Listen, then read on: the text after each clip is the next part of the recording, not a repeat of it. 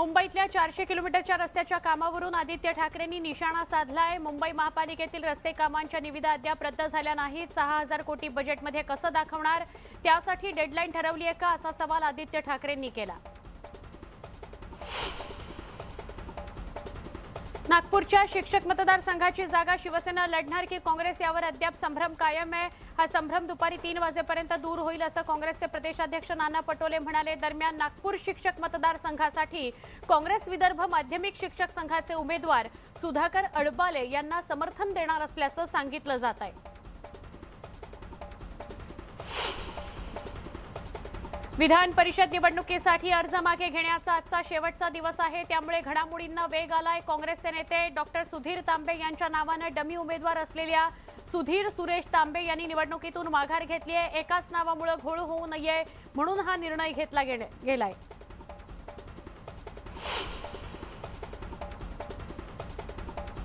नाशिक विधान परिषद निवडणुकीबाबत महाविकास आघाडीच्या बैठकीत चर्चा झाली। बैठकीत अजित पवार, नाना पटोले, उद्धव ठाकरे, जयंत पाटील सहित अनेक नेते उपस्थित होते।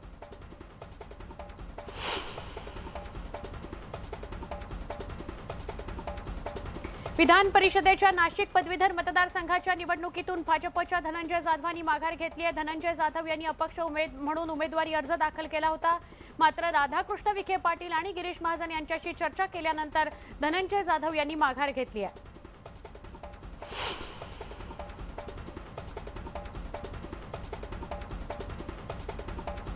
नाशिकमधील तब्बल 200हून अधिक कार्यकर्ते नाशिक उद्धव बाळासाहेब ठाकरे पक्षात प्रवेश घेत आहेत। मातोश्रीवर उद्धव ठाकरेंच्या उपस्थितीत हा पक्षप्रवेश झाला। भाजप आमदार गोपीचंद पडळकरांनी निवडणूक आयोगाला पत्र लिहिलंय। येत्या 30 जानेवारीला पदवीधर मतदारसंघाच्या निवडणूक आहेत आणि त्याच दिवशी विभागांच्या परीक्षा सुद्धा होणार आहेत, त्यामुळे 10,000 पदवीधर मतदानापासून वंचित राहण्याची शक्यता असून त्याची गंभीर दखल घेण्याची विनंती पडळकरांनी आयोगाकडे केली आहे।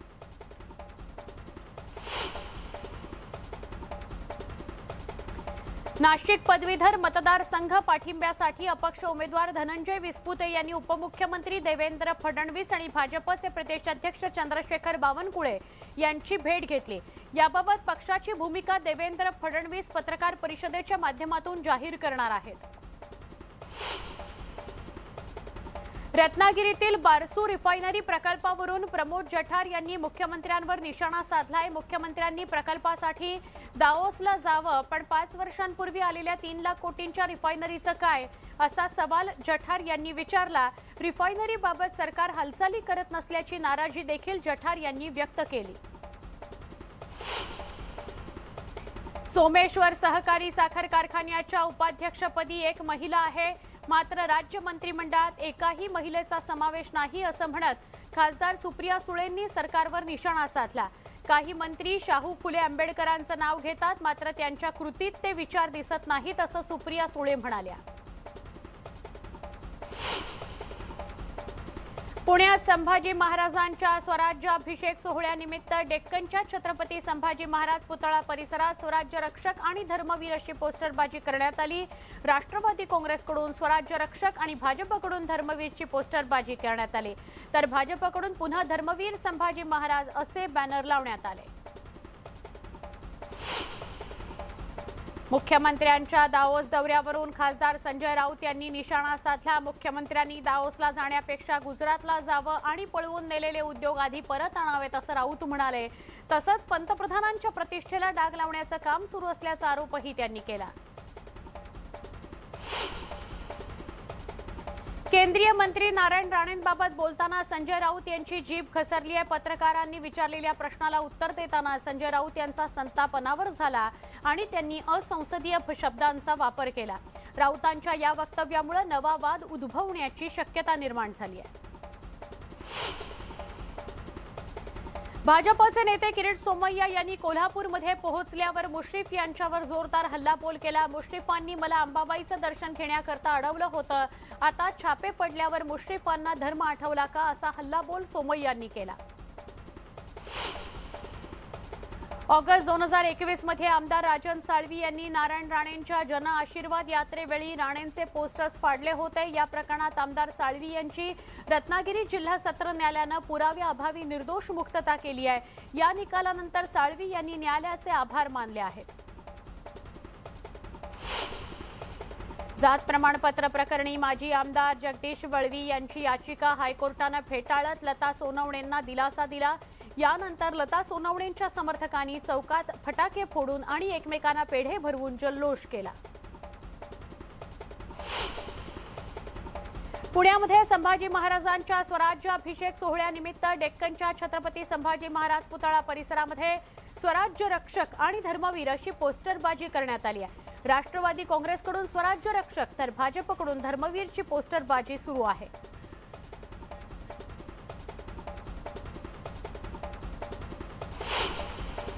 स्वाभिमानी शेतकरी संघटनेचे राजू शेट्टींनी आंदोलनाचा इशारा दिल्यानंतर सरकारकडून तोडगा काढण्याचा प्रयत्न केला जातोय। जिल्हा बँकेने सुरू केलेली सक्तीची वसुली सौम्य करणार असल्याची माहिती मंत्री दादा भुसे यांनी दिली। तसंच थकीत कर्जावर सरळ व्याजाने 6 ते 8% व्याज आकारून वसुली करण्याची मागणी सरकारने मान्य केली। अमरावतीत पीक विम्याच्या मागणीकरता ठाकरे पक्ष आक्रमक झालाय। ठाकरे पक्षाच्या कार्यकर्त्यांनी बेंबडा प्रकल्पात सामूहिक आत्मदहन आंदोलन सुरू केलंय।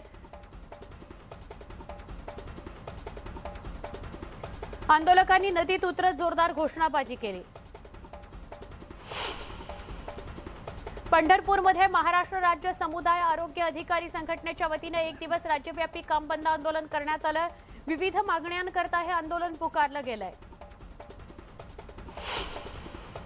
पालघरमध्ये वैद्यकीय अधिकाऱ्यांकडून 1 दिवसीय काम बंद आंदोलन करत जिल्हाधिकारी कार्यालयासमोर निदर्शनं करण्यात आली। विविध मागण्यांकरता हे आंदोलन सुरू आहे। मागण्या मान्य न झाल्यास 23 जानेवारीपासून बेमुदत आंदोलनाचा इशारा देण्यात आलाय। कोरोना काळात काम करूनही योग्य तो मोबदला न मिळाल्याने अकोल्यात आंदोलन करण्यात आलं। महाराष्ट्र राज्य समुदाय आरोग्य अधिकारी संघटनेच्या वतीने जळगाव जिल्हा परिषदेसमोर 1 दिवसीय लाक्षणिक काम बंद आंदोलन करण्यात आलं। यावेळी सरकार विरोधात घोषणाबाजी करण्यात आली। अकोला शासकीय वैद्यकीय महाविद्यालय इथल्या विद्यार्थ्यांनी आंदोलन केलंय। विद्यार्थ्यांना पांढऱ्याऐवजी निळ्या रंगाच्या ॲप्रनची सक्ती केल्याने याला त्यांनी विरोध केला। मागण्या मान्य न झाल्यास बेमुदत संपावर जाण्याचा इशारा त्यांनी दिला आहे।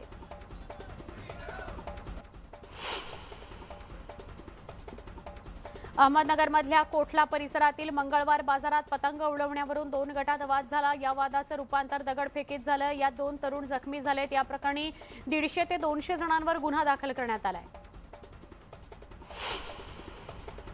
औरंगाबादच्या वाळूज औद्योगिक परिसरातील जोगेश्वरीत प्लास्टिकच्या कंपनीला भीषण आग लागली। या कंपनीच्या 4ही बाजूंनी रहिवासी इमारती असून तिथल्या एका घराला देखील आग लागल्याची प्राथमिक माहिती आहे। आग कशामुळे लागली याचं कारण अद्याप अस्पष्ट आहे। जालन्यातील औरंगाबाद रोडवर कांद्याची वाहतूक करणारा ट्रक उलटला। चालकाचं ट्रकवरील नियंत्रण सुटल्याने हा अपघात झाला। सुदैवाने कोणतीही जीवितहानी झालेली नाही, मात्र ट्रकमधील कांद्याचं मोठं नुकसान झालेलं आहे। धुळे शहरातील जमनगिरी परिसरात नीता गांगुर्डे या महिलेची हत्या करण्यात आली होती। या घटनेचा तपास करत धुळे पोलिसांनी 24 तासात आरोपी मित्र बादल सोहिते याला अटक केलेली आहे। वर्ध्यातील उत्तम गलबा मेटॅलिक कंपनीतील कामगाराने गळफास लावून घेत आत्महत्या केली। आत्महत्येचं कारण अद्याप अस्पष्ट आहे। सावंगी पोलीस घटनेचा तपास करतायत।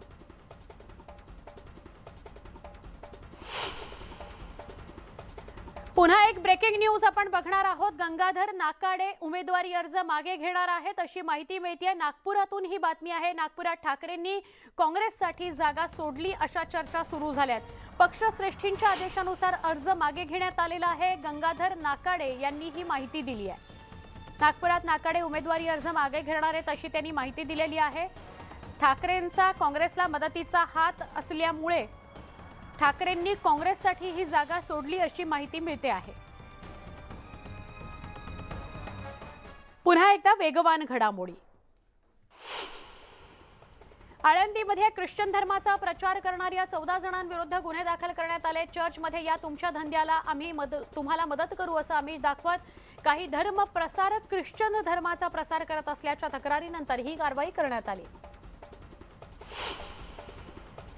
डहाणू नाशिक मार्गावर भरधाव कारचा भीषण अपघात झाला। या अपघातात कार चालक गंभीर जखमी झालाय। दरम्यान डहाणू नाशिक मार्गाचं काम निकृष्ट दर्जाचं होत असल्याचा आरोप इथल्या स्थानिक नागरिक आणि वाहन चालकांकडून केला जातोय। अमरावती जिल्ह्यातील वरुड तालुक्यातील पोरगव्हाण इथं कासव तस्करीचा प्रकार उघडकीस आला। या प्रकरणी पोलिसांनी एकाला अटक केली आहे। त्याला 3 दिवसांची वन कोठडी सुनावली आहे।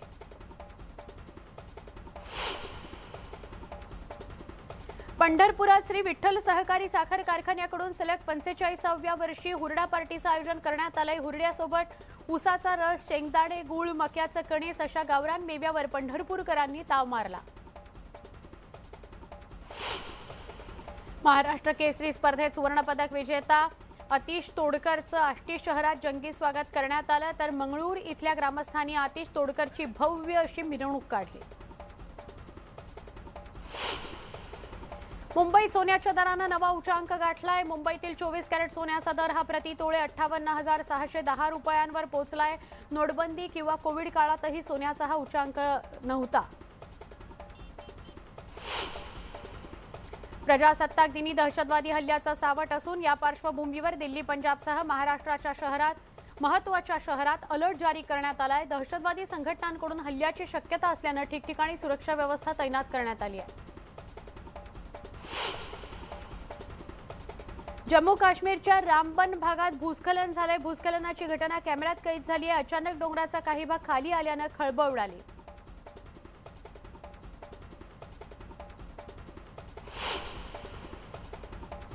उत्तर प्रदेशातल्या ललितपूरमध्ये भरधाव बाईकनं पुलाला जोरदार धडक दिली। या भीषण अपघातात दोघांचा मृत्यू झालाय। 3 जण गंभीर जखमी झालेत।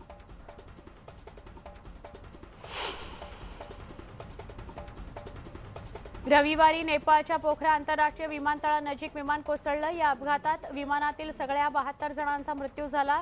या दुर्दैवी अपघाताचा एक व्हिडिओ समोर आलाय। विमानातील एका भारतीय प्रवाशानं हा व्हिडिओ आपल्या मोबाईलमध्ये शूट केला।